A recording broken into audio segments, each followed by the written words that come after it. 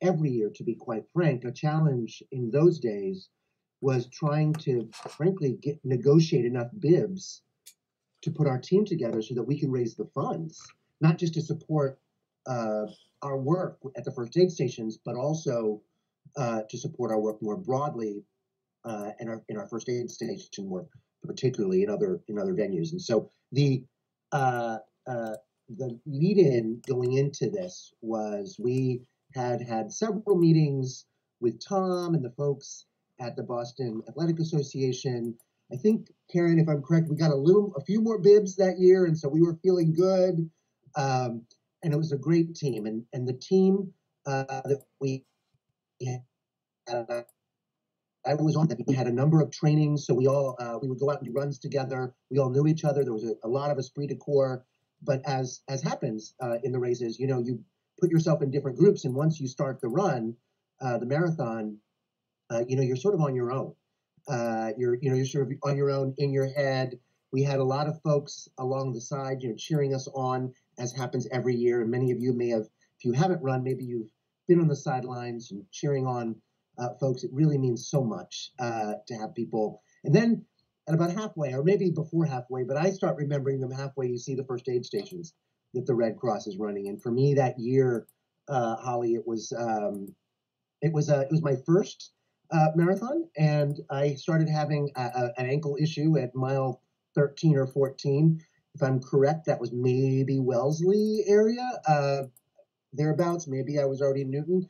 But it didn't come without some pain. And so by the time I got in, there were a few runners ahead of me, or a few runners behind me, but I think I had somebody at the first aid station tell me that all of our runners were doing fine, because we were sort of team esprit de corps, and we were feeling good about it.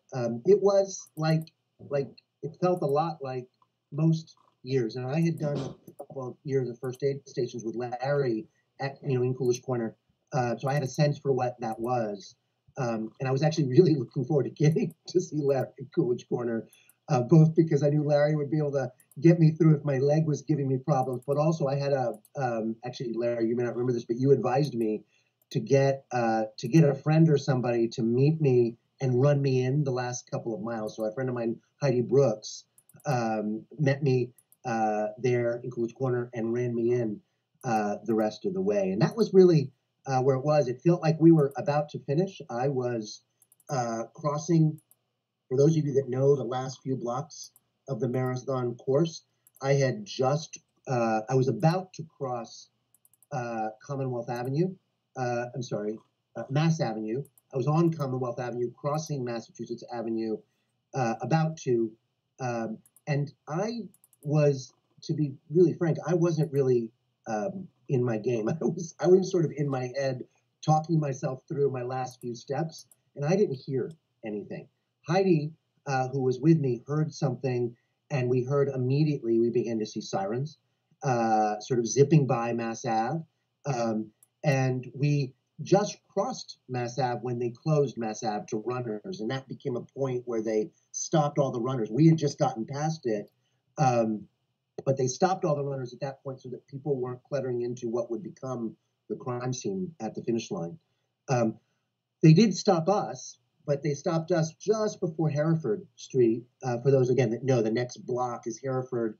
And we found our way into, Heidi found us our way into a marathon party. People that had been celebrating and cheering on folks, that had quickly become a place where runners were going to just sort of rest, but also try to call family members. We didn't have a lot of us didn't have our phones on us or anything. And so we were borrowing cell phones. And for those that were there, you may remember, we didn't have cell service in those days. My own son was at the finish line, and I was trying to reach him. I was trying to reach other people who might be able to reach him. And for about 15, 20 minutes, it was sort of dead silence. And you put yourself in that position, right? You just don't know sort of what's going on with people that you love, who you've now heard there was a bomb. You don't know much more than the fact that there was a bomb.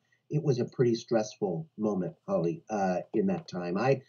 We eventually got back. We sort of figured out where everybody was. Everybody was okay. For those of you who remember Valerie Navy Daniels, who was the director of development At the time, she and Loretta Siggers and others had been with a group of our volunteers at the finish line.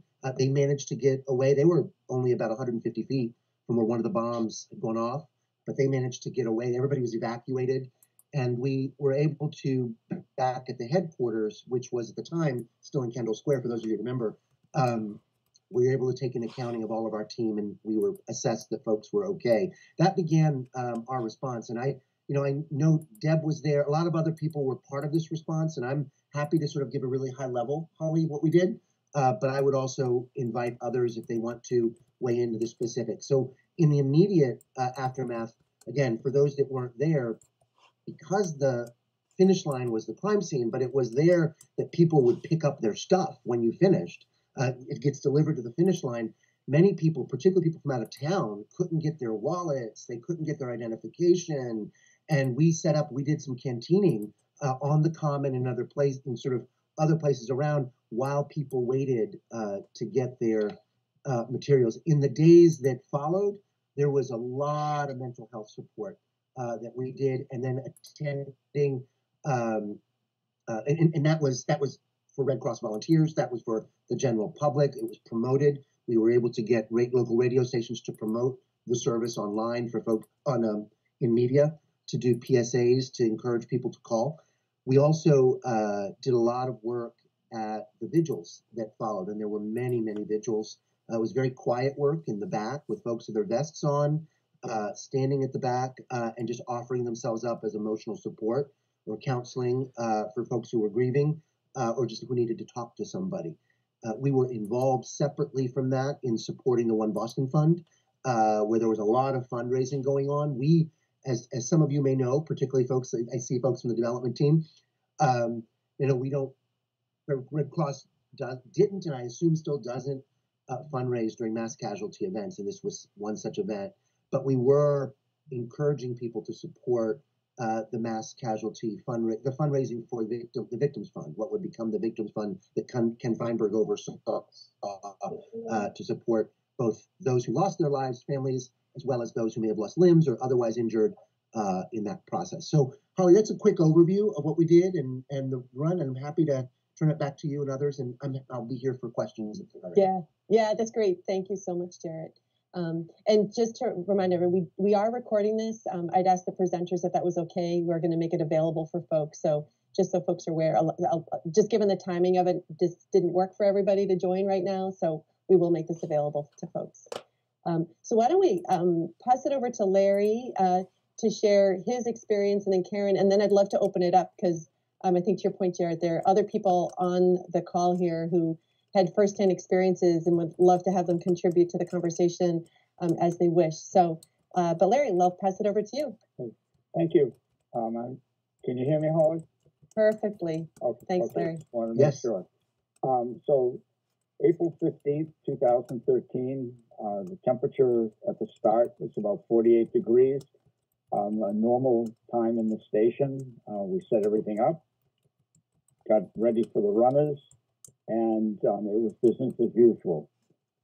There were about 27,000 runners that day coming through.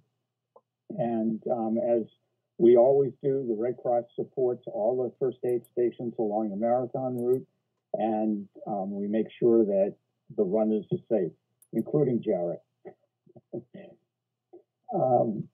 It was the 117th running, and we had a few people come into our station early in the morning, and then it got kind of quiet. And I usually have Brookline Fire and Police at our station because it's really a busy station. And they were stationed at the corner of Beacon Street and Harvard Street.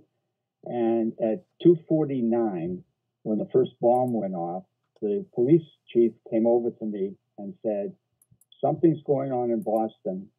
We need to stop the race." Well, it's not easy to stand out in the middle of Beacon Street and stop people who are dead set on going to the finish line. So I took my team and made sure that Beacon Street was closed off. We moved some barriers. and we sent people either to a station a little further down on Beacon Street or to one of the public schools in Brookline, which was about a quarter of a mile away, where the Brookline CERT team had set up a reception center with cell phones, power, food, mental health workers, and were ready to go immediately. Again, stopping the race was not easy. I was called a lot of names that I can't repeat.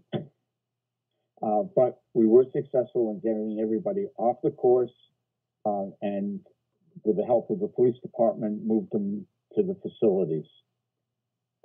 The next steps were, of course, the second bomb went off and the Red Cross got involved with the mental health and the recovery effort. There were 400 Red Cross volunteers in the first aid stations along the course and 300 more in the recovery effort, which included the mental health group, physical health group, and then set up at the Cambridge facility for the disaster action team, people to get together and get them out into the field.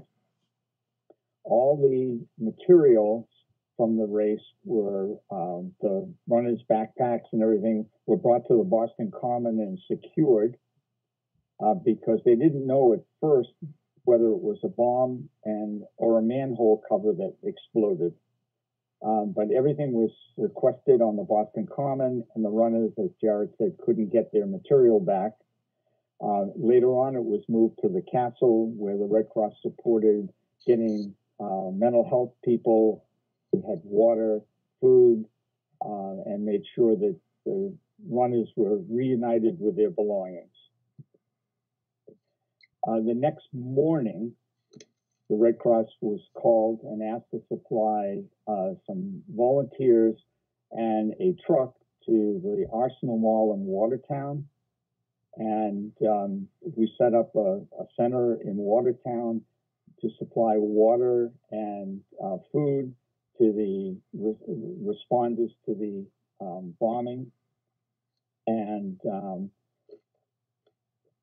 there were, as I said before, 400 volunteers on the course, 300 recovery effort, and 70 spontaneous volunteers. Red Cross supplied 550 units of blood to the hospitals. We opened a family assistance center.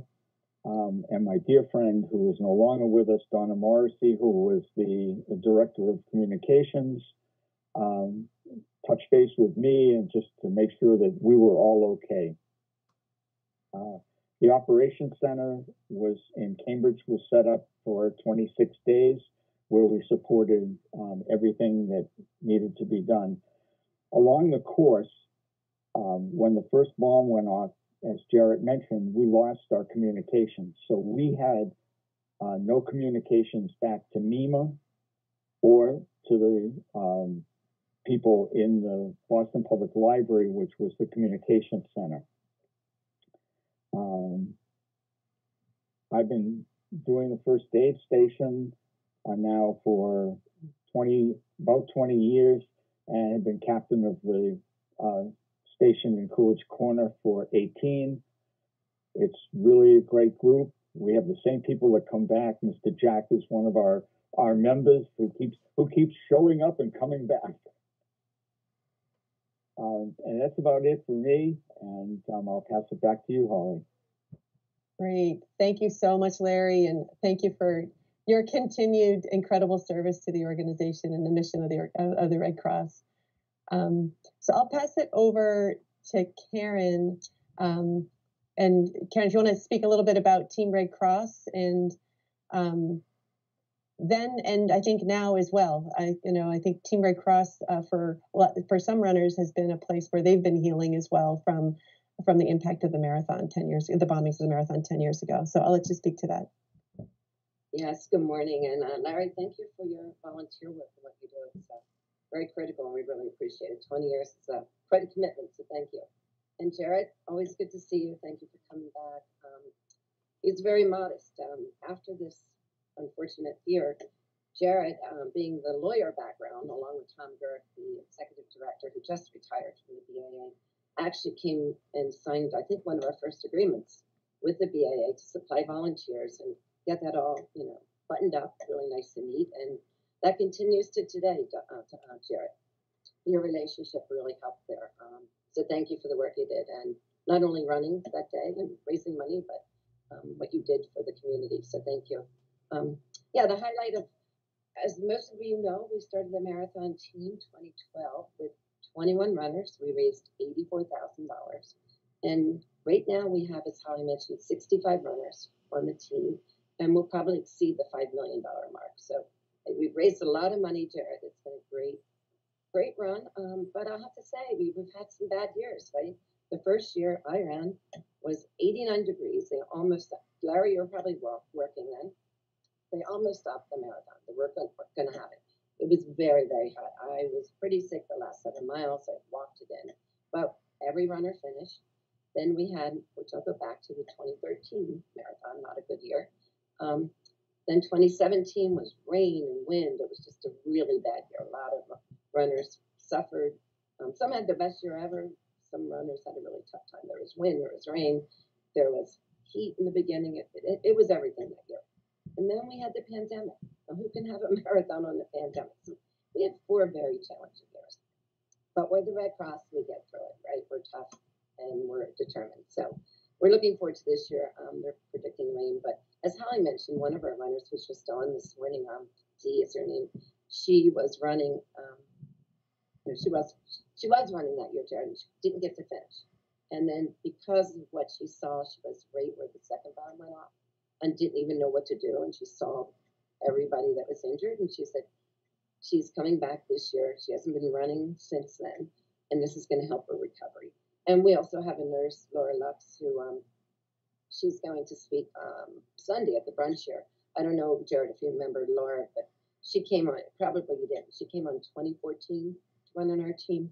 She was a critical care nurse at Mass General, and she took care of the most injured victim of the marathon, this gentleman, Mark, who is racing this year in the wheelchair division.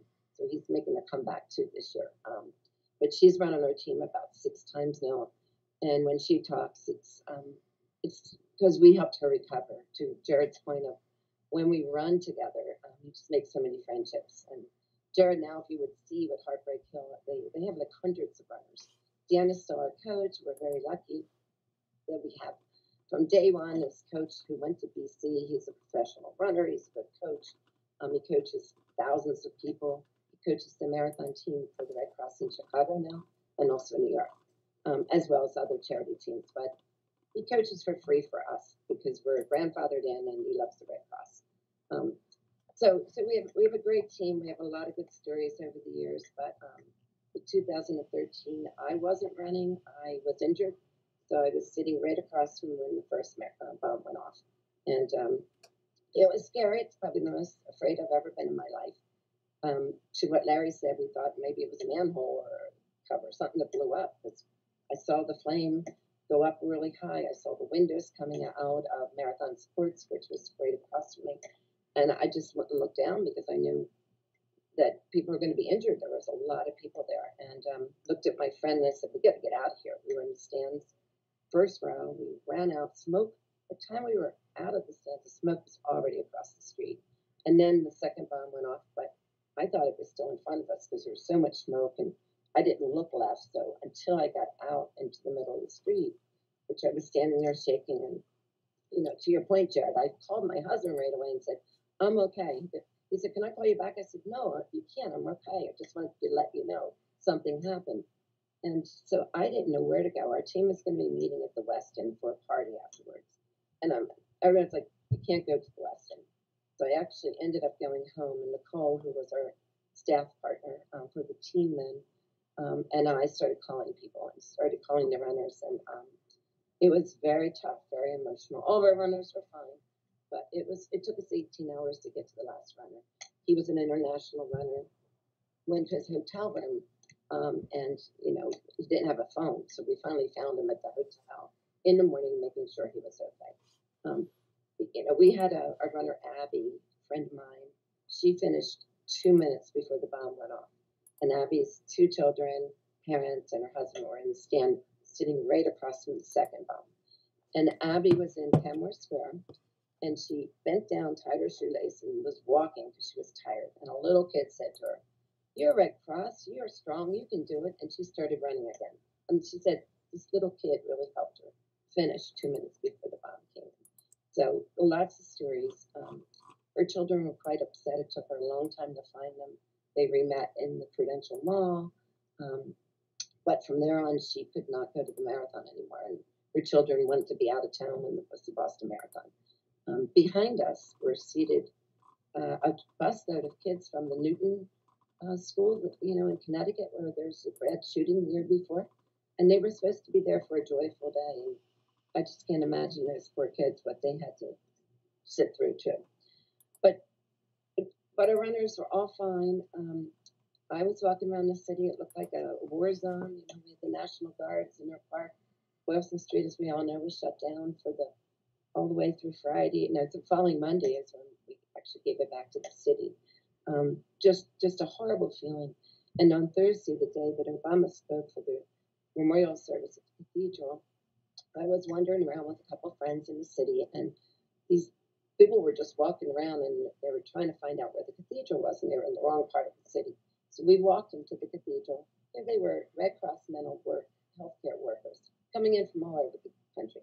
I had no idea we did that. I know for weeks, days and weeks afterwards, our mental care workers did a lot of work in the city, and that again never gets any press because we don't really talk about that. But it's an amazing work, and these people that just come from Minnesota and Michigan, and it was just lovely to meet them and talk to them.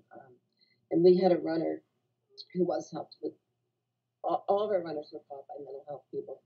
There was one runner whose wife was very pregnant, and she was between the two bombs on that side of the street when it happened, and she couldn't get out for a long time. He was worried about her, trying to find her, and she was quite upset for many weeks, and she was helped by the Red Cross. But she was fine. She had delivered her baby a couple of weeks later. Everything was fine, but she was, just really upset. You can imagine being in the middle of those two situations. So it was tough. I'm very proud of the work that we do every day, but especially, reflecting back after 10 years, that was a tough year. It was a tough year, no two minds about it. And then we've gone through this COVID year, and Holly, we've had a lot of unhappy runners because of COVID. Can't have a marathon, and Jared, you wouldn't believe trying to get the team. We still have some runners that may come back next year. We gave them, I think, another year to run on the team with a little lower fundraising. Jared, we're up to 10,000 now a runner. We used to be at 5. Remember when you were running, so we're 10, it's great. It's a great achievement. With that, I'll stop. Take questions. Great. Thank you so much, Karen. Maybe before we open it up, I was wondering, Jared, if maybe you could speak a little bit more about what we did in terms of mental health support, right? So during this time, right, there were people who were running, their family members, the spectators, and then really the broader kind of Boston community, right, that was under attack. It was an incredibly stressful time. And I know that, we talked a little bit about kind of the mental health kind of support that the Red Cross provides. But my understanding during that time, there was a public awareness campaign that the Red Cross did. And I was wondering if you could maybe speak a little bit about what that was and how we supported people during that time. Yeah, I can. I'm also looking at a couple of people that were probably part of that effort. So Yeah. I want to invite Deb. I suspect you and others may have some things to add. So I'll speak generally to that, Perfect. Holly. That's great. Okay. Thanks. Yeah. So the campaign came together. It was sort of and it went for weeks. To be clear, it went for weeks after the bomb. We were able to get some posters on the sides of buses and other stuff, and essentially encouraging people. I believe there was a 1-800 government number that we were promoting, but we were also you're sort of encouraging people if they wanted to sort of reach out to the Red Cross as well. But essentially reminding people to take care of themselves was the campaign.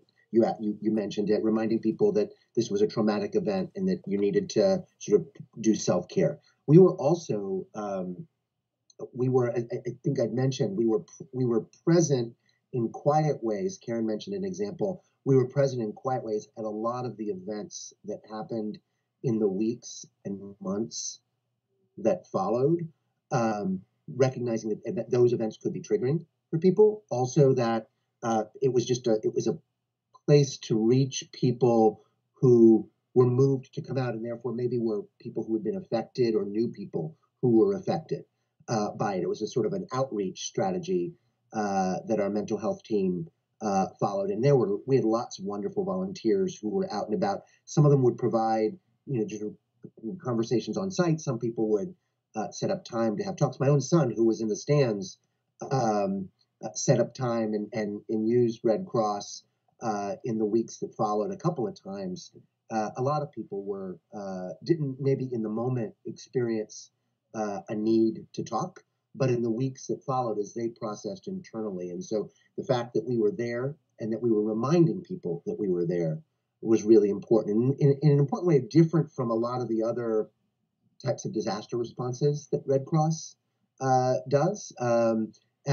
Perhaps not dissimilar to other mass casualty events, except that it was a mass casualty event that just had such broad reach, right? It wasn't a specific location that with 20 people. There were thousands and thousands of people there at the moment and on the course or watching on television or what have you. And so there was a reach to the impact that really required us, Holly, to think about having a sort of more of a campaign approach to invite people in, because we didn't necessarily know that we didn't have a kind of a delimited sense of the population who was impacted. We had a broad sense, right, of the impact. And then, as Larry mentioned, there was the whole set of incidents, which I didn't mention. I probably should have, Larry, so thank you for reminding me. But the whole Cambridge and Watertown events a few days later, where there was a security guard, an MIT police officer who was murdered, and then there was a chase on Memorial Drive, and then there was the lockdown of Watertown. We were operating, people were encouraged to shelter in place. We operated a couple of, one of the malls, maybe it was the Arsenal Mall. I don't remember. Larry, you might remember, Deb. But we were doing some canteening and also some sheltering at that moment. And those people were also affected, but in a different way, right? People who just sort of were sort of in the crosshairs or felt themselves to be in the crosshairs of what was an unprecedented manhunt at the time. And for those who weren't around Boston at the time, it was extraordinary. There was just every day there was news on this, and when the manhunt was going on, it was like more than the OJ chase. Like everybody was watching it on live television. The helicopter. I mean, it was something, and so it was a little bit sort of double traumatizing for people again who had been part of the first event, and so our mental health work was really followed on all of this. It was a real difficult time. We got through it, but it was a difficult time for Boston. I don't know if anybody else wants to add who was part of that. Yeah, let's open it up. Yeah, thank you so much for sharing that, Jared. I think that was just such an important part of the support that the Red Cross provided during that time. And it wasn't, like I said, it wasn't like one day. Like this went on for months and months and months. And we had, I think, the number I had seen was like 67 mental health workers, but people were coming in from other parts of the country to support this response as well. But I'll just invite others who were there at that time. If anyone wanted to share, Mr. Jack, Deb, I see your cameras on. I do have a quick, can you hear me? Yes, we can. Yeah. Two quick anecdotes. Of course, I was at mile 23 with Larry, and it was absolute chaos. And of course, we didn't know a lot. And we'd have like a husband who was running way ahead of his wife, and she was stopped at Cleveland Circle, and there's no way they could communicate because their wallets and their phones were all at the finish line. So it was very chaotic. But the strangest thing, the phones weren't working, but strangely, texts were. I had a daughter working in Cambridge, and she was able to text me that something had happened, an explosion. But my other daughter, who was stationed in Lagos, Nigeria, was watching it live on CNN, and she was posting, my daughter in Cambridge, exactly what was going on, and she was posting it to me.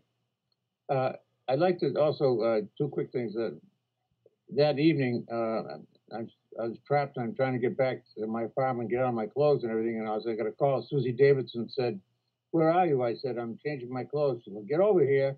We've got to feed 600 CIA, FBI, state, and Boston police." And I said, "Okay." So I headed for the Longfellow Bridge, which, as we all know, we were in Cambridge then, just over the other side. And the state police had blocked off every single bridge in the place. And so I pull up and I have my Red Cross stuff on and my badge and everything like that. And he says, "You're not going anywhere." And this guy was a lieutenant. And I said, "Lieutenant, I've got to get across this bridge." He said, "You're not going anywhere. My captain's over there, so I'm not going to let you through." And I said, "Well, if you go tell your captain that if he doesn't let me through, all you guys are going to not get fed tonight." He said, "Okay." But the last thing I would like to talk about, these are some of the sudden hidden things that the Red Cross does. The FBI came to us, to Melissa Zeminski, and they wanted to be able to interview all of the families, the people who were with people who've been injured, etc. And they didn't want the press involved, so they took over some private rooms at the World Trade Center down by the seaport. And we had a very long time, 2 or 3 days, where all of the families and different witnesses would come in quietly, unknown. The press, nobody knew about it. And we had Red Cross staffers there to escort them down to private rooms where the FBI and the CIA would interview everybody. And then the very last thing, I won't bore you all with these details, but for about 7, 8, 10 weeks afterwards, we were hosting at the Spalding Rehab thing dinners for the families of these people. We have to remember that a lot of these runners that were injured because they're mostly legs. Because if the bombers had put the bomb on top of the barrel, the casualties would have been horrific. Because they would have got the soft body tissue. That's why that young little boy was killed, because he was so close to the ground. So we had so many people with amputations, etc. But a lot of these people were from Vermont, New Hampshire, Topeka, Kansas, etc. And their families were coming. Of course, this was severe surgery they were undergoing. And we would host dinners for the Red Cross, where the mental health workers and everyone could talk to the families and help them through their travails and their concerns. And that's my story. Incredible work. You gave me goosebumps there, Mr. Jack, as you were talking through some of that. Just incredible. Deb, did you want to share anything, or invite anyone else as well? But I see you got your camera on. Actually, I was not at the actual race that morning. I was in charge of doing the fire responses north of Boston with my team. So when I got the call, I was immediately dispatched to the Common, and I had to take my team and go to the Common to help support what was happening there, with the backpacks all going there, with family members going there to pick up people. And after that, I was deployed to the castle, which I really never knew there was a castle in Boston. And I thought it was just a hall named a castle, but I found out it was actually a castle. And again, that's where the backpacks that the runners had went from the Common to that castle. I ended up spending the next 36 hours at that castle helping to support. There was a lot of mental health being done there. There was a lot of feeding and just support and just hugging people and saying what the Red Cross is there for you. Again, I was in the Cambridge office for the next month every day. The Cambridge office was put on lockdown at one point, and everybody was in that Cambridge office and not allowed to go out. And that was right around the time when the MIT officer was shot, and they still couldn't find the bombers. So it was just being locked into the Red Cross office with our fellow workers that we all trusted and really supported, but it was a real scary thing because you couldn't get out of that building. So we were calling family members saying, we know we're in lockdown, but we are all safe. So there was a lot of support for visuals throughout the month going forward. Mental health was always there, forming teams. And again, like Jared and Larry and Jack said, we were in the background being very just there if someone needed that support going forward. Great. Thank you so much. Incredible work, Deb. Thanks for sharing that. So is there anyone else on who wanted to kind of share what they did during that time? It's incredible. We've got a lot of longtime Red Crossers on here that have just been integral in delivering our mission in the Boston area for so long. So I see there is a hand up. So Eric. Hi, Holly. I'm Eric Gagnon. I'm the Regional Volunteer Officer for the Northern New England region. At the time, I had been a 25-year volunteer for the Mass region and had just been hired by the Red Cross in the Maine region. And unfortunately, the week before, and I had 22 of those 25 years, I had been a first aid station volunteer at about the halfway point to the Boston Marathon in Wellesley.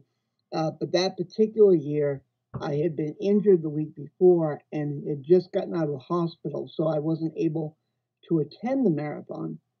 And when the bombing happened, a member of my team, the kind of our regular team, we worked together for years, from that first aid station called and said, "Are you watching the news?" And I said, "No." "Why?" And they said, "Turn your TV on." And of course, news coverage everywhere about it. And a little while later, I got a call from another member of that same team. Her brother had been running the marathon, and her parents were down the finish line. He had finished, crossed the line about 10 minutes before the marathon, before the bombing happened. Similar to Larry's story, but not as close as the 2 minutes there, but about 10 minutes before. But she was calling in a panic. Afterwards, she was on her way home to meet her family when she found they were fine, but explained that there was no cell coverage. She's walking around, complete chaos. She had been on her way home to New Hampshire, heard the word of the bombing, because they had started closing down the first aid stations early in the route, which was common practice. And she had driven back into downtown Boston and went to try to find her family, couldn't reach them, no cell coverage and all that. So she had been in a complete panic. And it's just interesting to hear the stories of those that were actually there that day. And I just wanted to share that the confusion had a strong ripple effect. And the following day was my first day as an employee with the Red Cross in the Maine region. And I walked in, and there were 10 volunteers from Maine that were gathering to deploy down to Massachusetts. Most of them were disaster mental health, but there are a couple of health services volunteers as well from the disaster team. And they were heading out to Boston for the next several weeks to support the work. And it just was an absolute inspiring moment that, having been a volunteer in the Mass region for so long, and now seeing the Red Cross and how we all come together, and it didn't matter your geography. When there was a need, there was people willing to reach out. So very inspiring first day as an employee to see all that coming together and helping in that way. So in some ways, I was sad that I wasn't able to be there that day, but also thankful at the same time, because it was definitely a traumatic thing for the Red Cross, but a good thing that the Mass region was able to respond in the way they did. Great. Well, thank you, Eric, for your many years of service as a volunteer and as an employee. That's just incredible. And I just wanted to say that I can imagine that for some people, just could be very triggering for them in terms of reliving kind of a very stressful time. So I just want to remind everybody that employees, we have the Employee Assistance Program, our EAP, re-counseling services, and we have our disaster mental health volunteers as well that are trained professionals. So if anyone wants to reach out or needs to reach out to work, manage through this time, because like I said, I know as everyone's reflecting on this, it's generating a lot of memories and stress and angst of a very challenging time. So Karen, I'll pass it over to you, and I see Karen and then Paul Kastner. Thank you, Holly. Thank you, Eric. It reminded me of something. I know Jared might have to hop off early, so I'd like him to comment on this. On the confusion, I don't know if you remember, Crystal Campbell is one of the victims who passed away from the second explosion, and she was misidentified at first because women, when we're in some kind of a mass casualty event, don't usually have our pocketbooks on us, right? They can fall off. And that's what happened. Her pocketbook was next to another person that was injured but not killed. And they misidentified her. And can you imagine that call that was made from the hospital? So we brought the patient, it's called the Patient Connection, Jared. Remember, we brought something in from Chicago. So if you could talk about that and what Chicago was working on, they were looking at mass events like railroad, which we're seeing a lot of railroad crashes right now, unfortunately, right? But, they were doing these trials, like how do you connect with people? And fortunately, you have HIPAA rules. So if somebody goes into a hospital, you can't really find out what hospital they're in. There was a lot of confusion. There was a mother that had 2 sons in 2 hospitals, and she was trying to find out, where to go and where to park and all this. And we gave a parking voucher section because the FBI kind of directed her to the Red Cross. Lots of those kind of stories. But so, Jared, if you could touch on that program that you were very involved in too. Patient Connect, which was a great program that we adopted from Chicago until National discontinued it 4 years after. So. We held on to it for another 4 years, Jared, but we don't do it anymore here either. I'm sorry. We're all part of the family, right? We can say that. But Patient Connect was a great program, and just essentially how it worked was, Karen mentioned HIPAA. One of the advantages that Red Cross has, advantages in quotes, in these very difficult situations, is Red Cross in our disaster responses is actually exempt from HIPAA. So we can play a role. We can share information that hospitals might not be able to. Now, obviously, those protections are there for a good reason in terms of personal safety. So it's not something we would just sort of share willy-nilly, but we were involved, and this was sort of the genius of what the Chicago, now Illinois Red Cross developed, was a system whereby Red Cross could support, in a mass casualty event, the rapid dissemination of information to verified family members. And that was the process of what Patient Connect was trying to do. You verify the relationship, you can then share information much more rapidly and hopefully less bureaucratically, right? Than sometimes you get at a hospital, you get sent to all these different places, and you're talking to typically a trained volunteer, somebody who can be supportive in the ways that you would expect somebody to be when a family member is trying to get that sort of information. So that's what Patient Connect was, and yeah, we operated it for a few years. So great, thank you for sharing that. We do have a call-in number, though, right, Holly? People can call into the Red Cross. Yes. But we don't. Yeah, but that particular program, we don't operate it. Yeah, it's not exactly the same.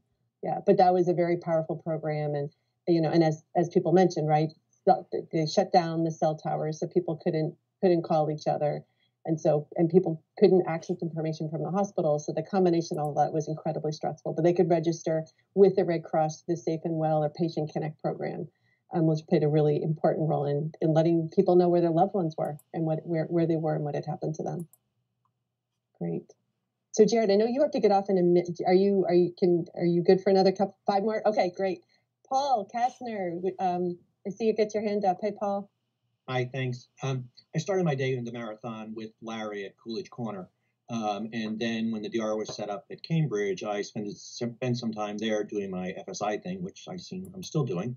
But there wasn't a lot to do during the day. And during the manhunt in Watertown, when they did the evacuations, they just set up a place for all the residents to go at the Watertown Police Station. And they needed somebody to drive the mental health workers there. We had an IRB, and I was authorized to drive an IRB, so I decided that I was going to drive these people there. So they all piled in the back of the IRB, probably too many people than we were allowed to have, but we all went in there and we're driving to the Watertown Police Station. And the only way I knew how to get there was go past the Arsenal Mall, but that whole road was closed. So and if you remember our IRBs from those days, they had GPS in them, but they were not like the GPS we have now. So I figured I could not figure out how to get around. So I said, all right, I'm just going to go right through here, ask the policeman how to get around. And as I drove up with this Red Cross vehicle with this huge Red Cross on the side, I was explaining to him what I needed to do to get to the police station. I couldn't figure out how to go around. I said, oh, no, just come right through. And so here I am driving down the middle of the road with SWAT and everything else on the other side. And as I get to the other end where they're going to let him out, they're also, because they're in a manhunt looking for people, they're stopping cars and making people get out, and they're looking in their cars, looking in their trucks. And I have a bunch of mental health workers in the back. And I say to them, all right, so when we get to this checkpoint, they're probably going to come in the back and look, but don't worry, it's just the police looking for, this guy. So we get to the other side. Here I am with my Red Cross vehicle, and they just wave us through once again. It was at that point in time when I realized the importance of the Red Cross and what we mean to people. There's this manhunt going on with everything going on, but we're the Red Cross, and we got through, and they just trust us because they know what we're going to do. Powerful, powerful example and powerful story, Paul. Thanks for sharing.